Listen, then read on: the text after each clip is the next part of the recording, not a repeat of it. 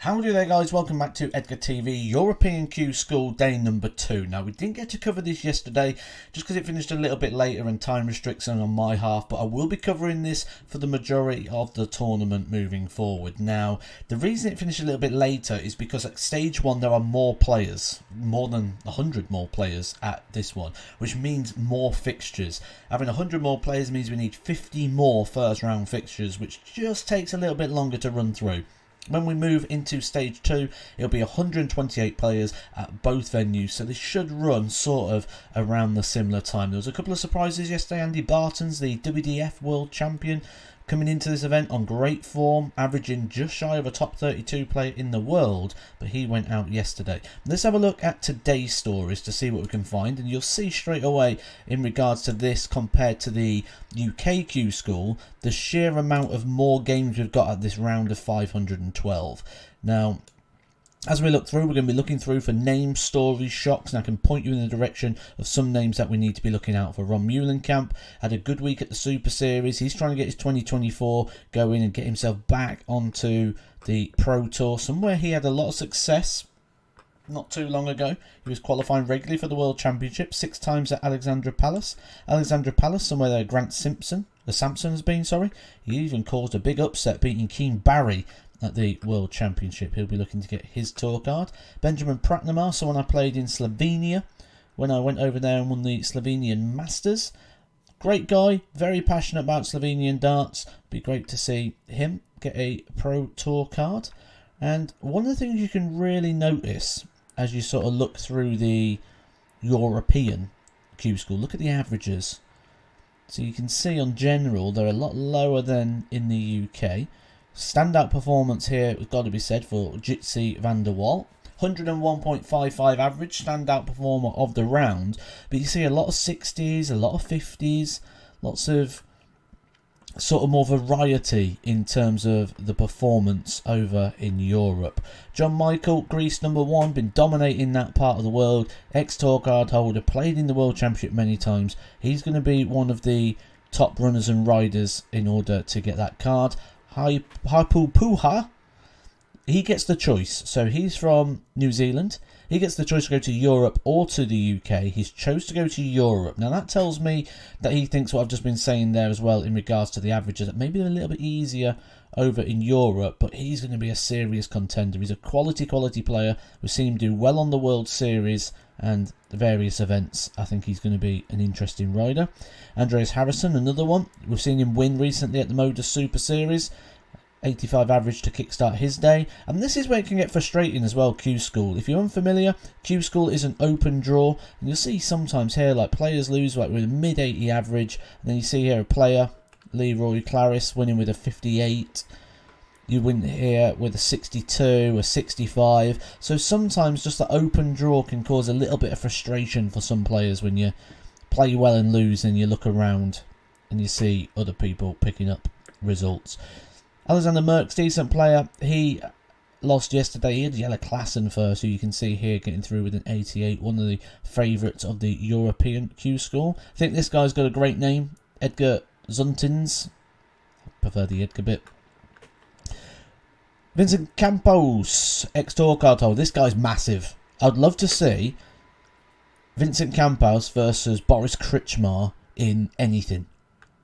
Two really big, tall fellas and two big geezers. I think I said geezers because that's the Iceland flag, isn't it? So, say, giving you a bit of geography there as well. Chucking the old geezer in there. What do you think? Andy Barton's getting it back on 5-1. Good stuff from him. 91.41. He'll be hoping to get a better day. He's got no points on the board at the moment, so he's going to need to get a few of those up and running, and very, very quickly as well, because it is only a 3-day event, this first one. Denny Older Coulter.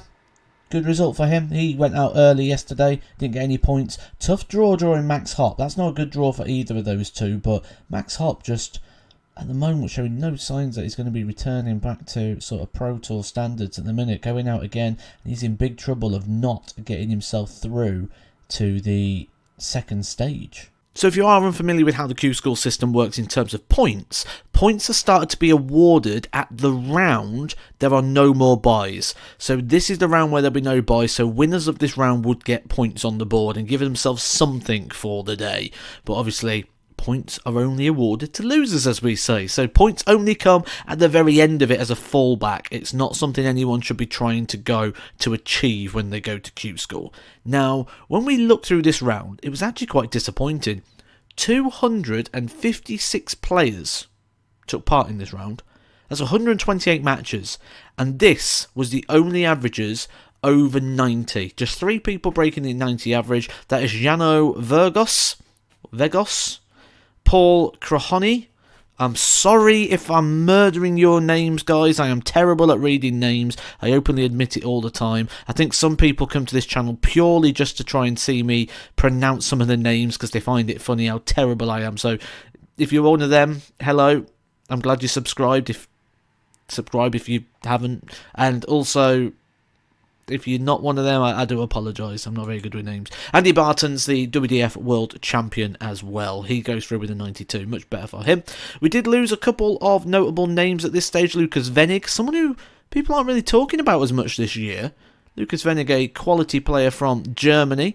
Andreas Harrison, a winner at the Moda Super Series. And Denny Alder-Coulter, who played quite well at the WDF World Championship at Lakeside.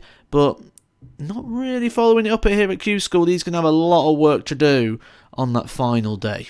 There are more places in the European Q School as well compared to the UK. 83 places available. That due to the fact there's less players getting exemptions through to the last 1-8, which gives more opportunities for those players at this stage of the event. There's also going to be more tour cards as well due to the higher entries that have entered in Q School. Now, when we take a look at this round, the round of 1-8, 64 matches, we see a few good performances here. Ron Meulenkamp comes into this on good form after a decent performance at the Moda Super Series. He'll be more than happy there with an average of nearly 98 and getting him through. When he gets going, he really is one of those top players, and he is somebody who has done quite well over his time playing his 6 World Championships. Benjamin Pratnamar's been to the World Championship before. He goes through 5 legs to 1. We did lose a couple of notable players. Per Ryden, someone who's played in the World Cup many times for Sweden, alongside John Michael, the Greek international, the man who picks up most of the titles over in Greece. He goes out to Roman Benecki, someone who's played in a couple of World Cups as of late. This is a horrible draw, really, when we look at Jeffrey de Graaf and Harpu Puhai. When we look at what sort of standard Jens tends to be here, Jeffrey de Graaf just having a good run at the World Championship, reaching the 3rd round stage. Puhai having some good performances on the World Series Tour. Mikhail Unterbuchner had a good run at Lakeside before getting a PDC Tour card. He is through with a nice performance there as well. Jelle Klassen, very high up on the WDF rankings at the moment, was one of the favourites to win Lakeside, looking to get back his Tour card. Liam Mandel Lawrence, another one high up on that WDF rankings due to the back-to-back silver titles he picked up. Playing a lot quicker. He was someone that we've mostly spoke about because he was playing slow darts, when now we're talking about him playing good darts. Andy Barton's not as good, 80 average, but 5-0 win, comfortable. And look, sometimes you see this where a player, you go, oh, how's he only average 90? He's too good, he's better than that. Sometimes when you're playing someone like this, where they're averaging 69, it's hard to keep that focus and concentration. You just have those momentary lapses. So can fully vouch for him in terms of that performance. Nothing to worry about there. Ben Robb, someone else that I think is going to have a good run at this event. He's got a massive win percentage of 85% over in New Zealand. When you're doing that, you know you got it in the locker. He's taking on a guy who qualified for the WDF World Championship in Jarno Bottenberg. Ben Robb, certainly one of my top tips to keep an eye on moving forward. So no real big surprises or none of the big favourites being casualties at this stage. Now, one of the things that always was quite interesting about Q School was the darts transfer window, so to speak, where we see the players switching potentially from the WDF organisation through to the PDC. And the players that are quite high on the WDF doing quite well here today. Got Benjamin Pratnamar, 5-2 win over Hudek, 88 average for him. I'm sorry if I'm murdering people's names. I don't mean to. I say some people come purely for this. I'm sure they do. Klassen, 5-3 win over Van der Ende. Liam Mandel Lawrence beating Lan Cousini, 78.28. 5-0 victory there, and the champion himself, Andy Bartens, probably the toughest draw out of everyone there, taking out Marino Michels of Holland, a player who was around the Pro Tour in the early days of the Tour card. Good result there for Mr. Bartens. Ben Robb, the surprise casualty of this round, he goes out, but a couple more points on the board. He should be fine for stage 2. And I do think he's going to be there at the end of the week in the conversation for those places of a Tour card. But star performer of this round by an absolute country mile has to be Ron Meulenkamp, averaging 101 in his performance. Very good against Jiri Brechaya? Jiri Brechaya? Brechia? I'm sorry. I really am. This is why I don't like doing the European Q school sometimes. I'm terrible with names, and I try and avoid the tricky ones if I can. My job before this used to be a teacher. I used to get the children to do the register. Didn't want to know. Like, yeah, lads, you do the register. I'm terrible with names. Got some more names here though for you, the last 32 names, and I tell you what, if you didn't know better, you'd say today was a seeded event. It's not. Q School is a wide open event, none of it is seeded, but if you take a look down the left hand side at your winners, a lot of them are the players that you'd sort of expect to be at the latter stage, and they've just happened to avoid each other today. It's worked out quite well for them. Meulenkamp again going through, he's got enough points for sure. Benjamin Pratnamar going through, he's going to have enough points. De Graaf, Klassen, the usual suspects, all coming through. But here's one that is a new one on us today, someone we haven't picked up on throughout the day. Raihuta Arahara, a 5-1 victory for him. He took on Joby, who played very well himself, a 98, but look at that, 107.93, rock solid all the way through. Big sort of power scoring, incredible, ending with a 140 finish. Now, I don't mean this to sound disrespectful in any way, but we're now through to the round of who really gives a damn. Now, the reason of that is because with the amount of places that are available in this next round, by reaching this round, you are pretty much guaranteed to be into the second phase, regardless of if you win or lose this match. But the players that did win this match, they are through on winning a day. Now, I say who really gives a damn, but when I was a player, I always wanted to try and be one of these players that got confirmed positions, purely just because these are the players that will get the headlines or have the photo on the website, things like that, where you're not going to photograph these players on the right hand side. Liam Mandel Lawrence putting in his best performance, 94.68, he goes through. He's someone I expect to actually get a card. Andy Bartens was top of my list, as he was for a lot of people. Poor first day, better second day, and I think he's going to have a bit of aura about him on the back of winning that late side title. Meulenkamp continues to get back to the form and leave 2023 behind him, but don't think De Graaf, Klassen, Pratnamar, these players will be too disappointed. They've got enough pretty much on the points now to secure them. 4 points there, and that should be enough to get through to the second phase. We'll have a look at how the points are broken down at the moment. That secondary phase is obviously where the tour cards are given out. Chance now to have a day off for the 4 people at the top of the list. They are guaranteed, that's why they're in dark green. 20 legs plus points. For the rest of them, they mathematically could be caught in a miracle opportunity, but I think the likes of Klassen, John Michael, Jesus Nogueira, Pratnamar, all these guys are going to be safe. Anyone on 4 points, I think, is pretty much sure. I think 3 points in good legs for people like Ben Robb, that should be enough, but I do expect that maybe they're going to turn up anyway just to try and make sure of their position. And when we look through the players on 3 points, you can see quite a lot actually on the 3. 83 positions available, 2 points over 2 days is averaging 1 point per position. So again, 3 points looking more than strong enough. But there's still some players here that are looking a little bit on the cusp. People like Max Hopp, who not too long ago was playing in events like the World Match Play, was touted as one of the top players in the world of darts.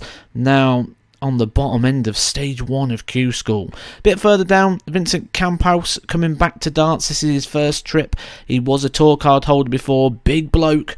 down at 126 at the moment is missing out. David Proston, somebody who's been playing on the Challenge Tour for a bit of time, he at the moment is missing out, as are the rest of the players down here in the white.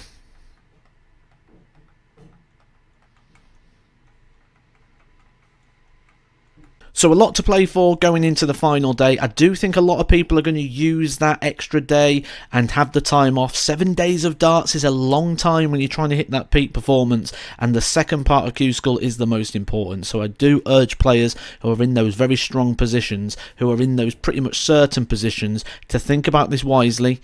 Because we do see people going, oh, I just want to play, and then by the end of the Q School they're quite tired. So real interesting tactic. We'll be keeping an eye on that tomorrow. Remember Conan Whitehead, just a year ago, if he didn't play the final day of Q School, he would have got a tour card. However, he played it and missed out by a leg because he lost, and leg difference cost him. So just work out the maths is what I'd urge players to do on making a decision whether to play or not play tomorrow at Q School. I'll be covering UK and European Q School once again tomorrow, so make sure you have subscribed down below. Help me get towards that 100,000 subscriber mark so I can put a YouTube play button on the wall, and I'll catch you soon for some more Edgar TV. Edgar TV.